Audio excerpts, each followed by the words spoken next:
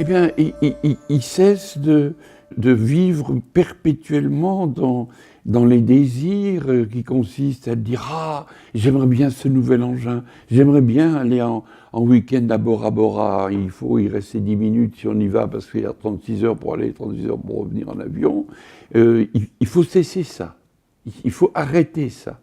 Et il faut penser au Seigneur et aux autres. Et pas seulement à tous ces petits plaisirs ajoutés les uns après les autres, qui sont le fruit d'un individualisme forcené, qui est aussi une grave pathologie de notre époque. Il faut s'aimer les uns les autres. Je pense que dans l'Église, il y a maintenant un mouvement très important qui se dessine.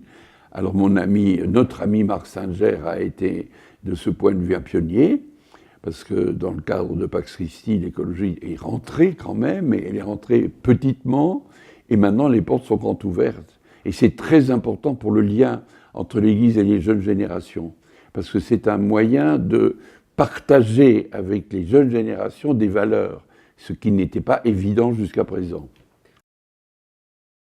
Ce qu'il faudrait faire après, malheureusement, on est encore loin de l'après. Mais après, si on réussit ça, et si on a à peu près maîtrisé le problème du climat, après c'est la paix qu'il faudra faire, la paix. Et ça, nous sommes à des années-lumière de la paix. Jamais les conflits ont été aussi latents, mais aussi présents. Il n'y a pas actuellement une grande guerre. Mais il y a, avec Daesh par exemple, et l'islamisme extrémiste, des inquiétudes gravissimes, gravissimes.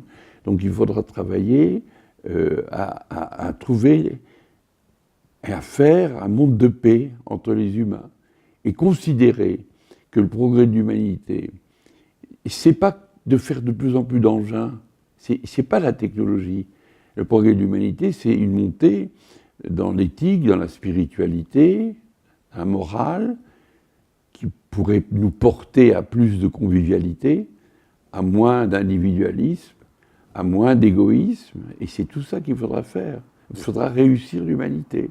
C'est le grand pari du christianisme, au fond.